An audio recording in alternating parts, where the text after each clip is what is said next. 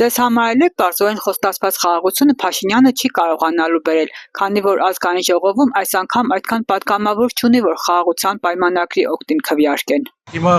Հայաստանը ոչ մի բան կանխատեսելի չի։ Ինչ կխանգարի։ Ինչ կխանգարի։ Խաղաղության Լպաս չի ընդդիմությունը մանդատները կվերցնի։ Դե ես գիտեմ, որ Ադրբեջանի հետ այդ խաղաղությունը այդքան էլ հեշտ բան չի էլի որ անես։ Նրանք մի օր ձև են տրամադրված։ Չէ՞։ ո՞նց են տրամադրված։ Դե մեկ որ լսում ենք չեն ասում, Ալիևը չի ասում, գալու ենք մեքենաներով բանով։ Թուրքերին ինչ հավատաց, նրանք ինչ ասում անում են։ Ալիևը միջև մի ինչ ասել է արել է։ Պետք է նրանց պահանջները կատարեն, չէ՞ որ ստորագրեն։ Բա մենք պահանջ չունենք։ Մեր պահանջին ով է լսել։ Դե հիմա ասելը ուրիշ է, լինելը ուրիշ է։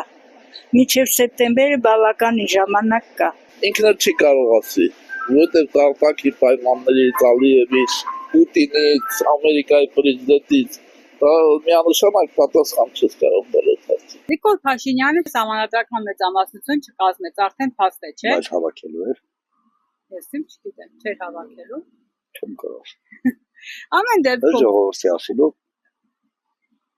այդ խաղաղության պայմանագիրը կստորագրվի, խաղաղություն խոստացված խաղաղությունը կբերի։ Քանի մեր կողքը մուսուլման է, մենք խաղաղություն չենք տոնում։ Կամ մենք կամ իրենք։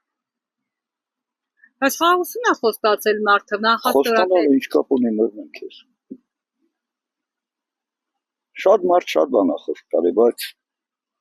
արդյունք պետք է ցույց տա։ Ինչ պետք է որ պետությունը մնա ու խաղաղի։ Ըստ ուրիշ ոչ մի բան։ Լավ, դրա համար ամեն մի քաղաքացի մենք գնացել ենք կրվել հաղթող պետություն ենք եղել։ Հաղթող բանակ ենք ունեցել։ Ես ինքս մասնակից եմ վետերան։ Իսկ հիմա ես Ղարաբաղը մերուցել եմ արդյունք կար որ այդ 5000 զոհ տային